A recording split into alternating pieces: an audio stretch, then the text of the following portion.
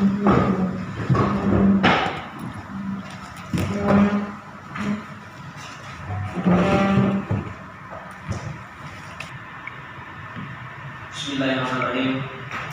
Assalamualaikum warahmatullahi wabarakatuh. Waalaikumsalam. Adik-adik mahasiswa dari PMI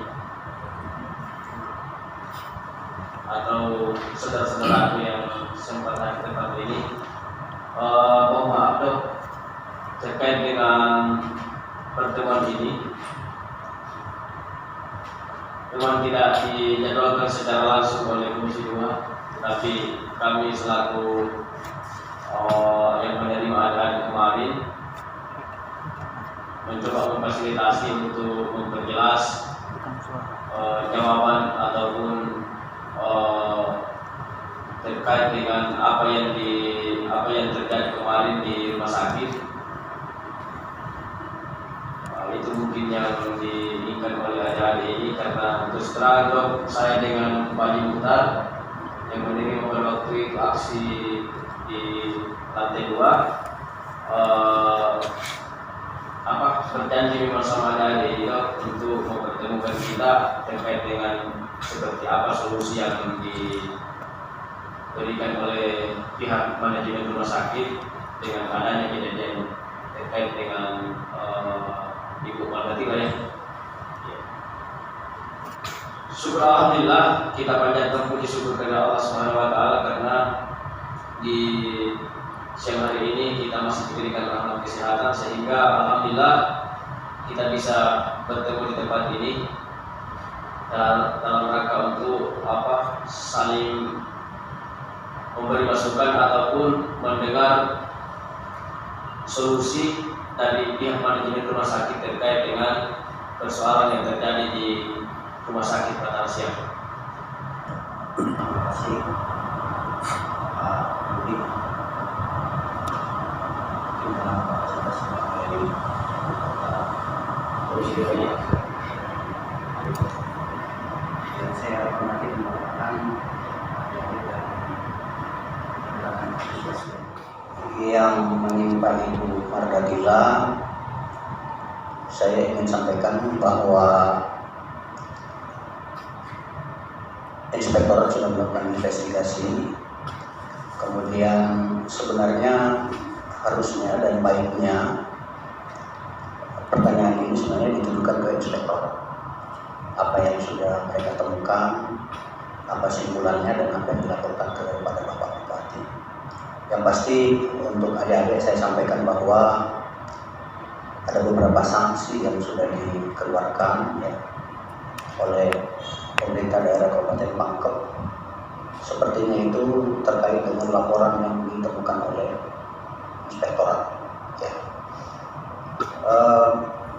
Ya, termasuk saya salah satu yang diinvestigasi oleh Inspektorat waktu itu, termasuk Dr. Maria Kabanga yang dipanggil Dr. Meli yang menangani langsung Ibu Margaretha, kemudian Dr. Ojin yang lain, kemudian Ketua Komite Medik dan Ketua Komite Etik Rumah Sakit. Ya. Simpulannya dari Inspektorat yang saya dapat adalah adanya pelanggaran disiplin ASN yang dilakukan oleh Dr. Maria Kabanga, dan dari laporan Inspektorat ini ditindaklanjuti oleh BKD dan disetujui oleh Bapak Bupati, sehingga kemarin proses sebutkan diistirahatkan untuk tidak melayani beberapa waktu sambil melakukan evaluasi agar ada perbaikan-perbaikan dan pembinaan yang dilakukan oleh Badan Kepegawaian Daerah dan Inspektorat. Itu yang saya dapat laporkan ke Pak Budi selaku Ketua Anggota Komisi 2 dan teman-teman dari PMI yang ikut mendampingi kasus ini secara baik. Yang pasti saya berterima kasih yang sebesar-besarnya kepada teman-teman mahasiswa yang benar-benar mengawal kasus seperti ini, sehingga jujur saya bilang, saya sebenarnya dalam posisi sebagai direktur suka jika ada tekanan dari luar agar ada shock terapi dan pembelajaran buat teman-teman dokter yang ada di rumah sakit. Itu yang saya sampaikan, bahwa kondisi objektif kita tidak bisa pungkiri. Kami sudah berusaha untuk membuat perbaikan-perbaikan, tetapi jika tidak ada dukungan dari luar, maka itu akan nonsens. Sehingga sekali lagi saya berterima kasih, sekaligus menyampaikan permohonan maaf ya. Ini saya baru ketemu dengan teman-teman dari PMII, adanya selentingan statement di media yang dipelintir ya oleh media. Saya sudah sampaikan permintaan maaf beberapa media yang lalu. Ya, pada momen ini juga saya menyampaikan permintaan maaf, itu dipelintir ya, dipelintir. Saya justru ingin menyampaikan terima kasih yang sebesar-besarnya pada teman-teman bahwa ini adalah merupakan tekanan bahwa masyarakat tidak diam gitu melihat sebuah bentuk ya, kalau itu dianggap sebagai sebuah bentuk pelayanan yang tidak maksimal, maka ini adalah merupakan social control ya terhadap perbaikan-perbaikan yang kita ingin lakukan di masyarakat. Dan inilah yang saya melihat bahwa apa yang teman-teman suarakan kemarin itu ada hasilnya, ada dampaknya. Yang pertama, ya mungkin teman-teman tidak lihat secara langsung, tapi saya merasakan bahwa bukan hanya Dokter Maria, tapi semua dokter-dokter spesialis yang tinggal di Makassar itu sudah mulai melakukan hadap diri barangkali, bahwa saya tidak boleh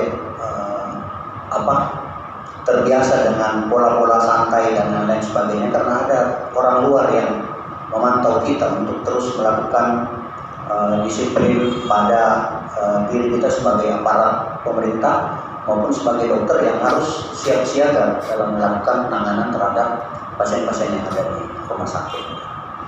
Dan saya juga ingin menyampaikan kepada teman-teman semua bahwa persoalan ini juga memang harus hati-hati karena menyangkut tentang dokter spesialis. Yang kita khawatirkan adalah ketika kita berbuat atau bertindak secara keras terhadap salah satu dokter spesialis, ini bisa jadi kita tidak dapat lagi tambahan dokter spesialis di Kabupaten Pangkep sebenarnya kita butuhkan.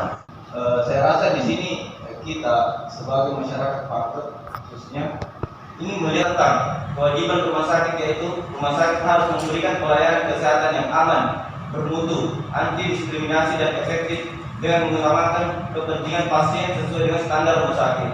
Nah, tapi realitanya yang kita lihat sekarang itu masih jauh dari kata aman ya, yang diberikan kepada pasien, masih jauh dari kata rumah sakit itu bermutu, masih jauh dari kata efektif, karena bukan hanya ibu dan dewasa saja yang dikena kesalahan oleh rumah sakit. Masih banyak pasien-pasien yang sebelum dibuka dadilan, begitu. Jadi kesimpulannya di sini kita ingin melihat rumah sakit, bagaimana rumah sakit umum daerah Batara Sen itu bisa membaik. Gitu. Muhammad Sallallahu Alaihi Wasallam yang berhasil membuktikan keadilan, keadilan kejahilan dan menetapkan permadani keislaman di Kabupaten. Pertama, kami hormati Ketua Komisi 2 Bidang Persoalan Kesehatan yang kami hormati Bapak Direktur Rumah Sakit yang sempat hadir pada hari ini. Langsung saja kita materi yang telah disampaikan tadi bahwasanya sudah ada tindakan yang kemudian dilakukan oleh pemerintah dalam menyelesaikan persoalan yang ada di Rumah Sakit Batara Siang. Kami dari Pergerakan Mahasiswa Islam Indonesia Kabupaten Pangkep bagaimana kemudian mempercayai bahwa proses yang telah dilakukan selama ini sudah berjalan seperti itu. Jadi langsung saja kami meminta apa yang kemudian bisa kami diberikan kepada kami, bahwasanya pelaksanaan terhadap oknum dokter ini sudah berjalan seperti itu, Pak. Jadi kami butuh bukti sehingga kami juga bisa menyampaikan kepada publik, kepada masyarakat dengan adanya pembuktian baik itu secara tertulis maupun secara terbuka dan terbuka seperti itu. Jadi cuma itu, Pak. Dari Komisi 2 Budi dan Direktur Rumah Sakit yang sempat hadir hari ini untuk menunggu kita, dan sekian lama kami menunggu untuk bertemu langsung dengan Bapak Direktur. 2012 pasal 5 yang mengatakan setiap pimpinan organisasi fungsi koordinasi, integrasi, simplifikasi, sinkronisasi, dan mekanisasi di dalam lingkungan masing-masing serta dengan unsur-unsur lainnya. Salah satunya Kompres Pers. Dan saya meluruskan dengan statement-statement media yang kemarin memberitakan katanya aksi kami ditunggangi yang dikatakan oleh direktur rumah sakit. Dan kami mau kepada direktur meluruskan itu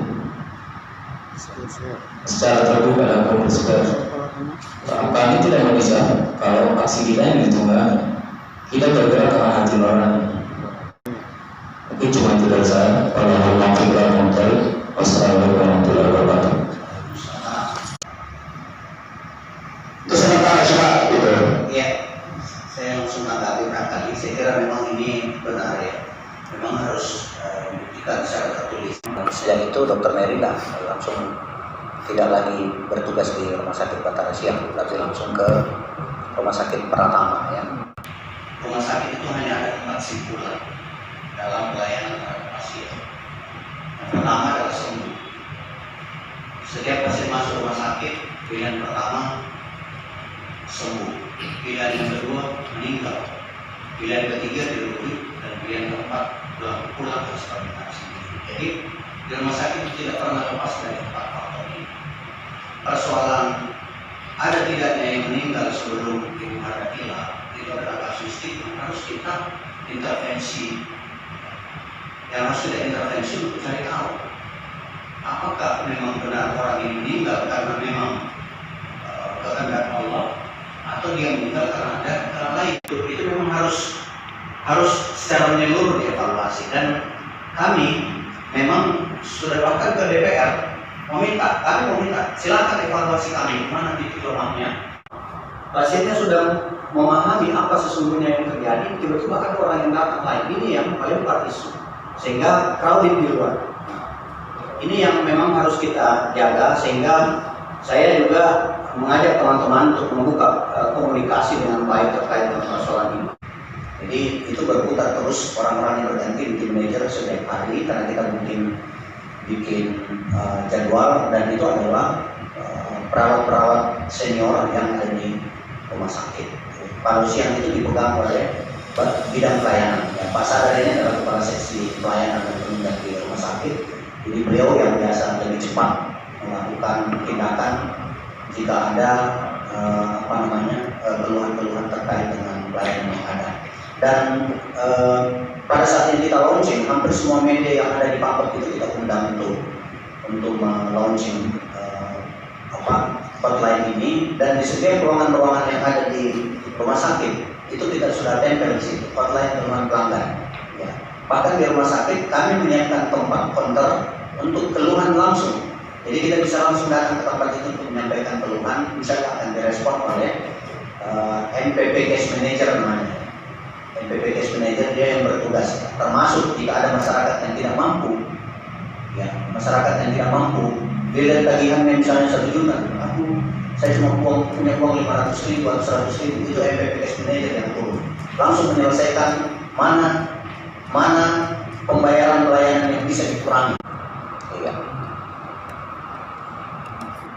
Untuk yang lain mungkin bisa langsung ditanyakan nanti ke inspektorat ya. Bisa langsung ditanyakan ke inspektorat nanti. Saya kira adik-adik berenam ini bisa langsung mampir sebentar di inspektorat untuk mempertanyakan ya bagaimana hasil investigasi. Saya kira tidak ada masalah. Inspektorat pasti akan terbuka untuk menyampaikan hasil-hasil investigasi yang mereka lakukan. Makanya tadi saya sampaikan bahwa sebenarnya yang kapabel untuk memberikan informasi itu adalah inspektorat. Ini sambil kita hubungi ya untuk dapatkan SK-nya. Kemarin ada satu oh ya, kasih lihat saja yang di rumah sakit Batara Siang nomornya Pak. Oke, 0811 415 118. Ya, hotline keluhan pelanggan.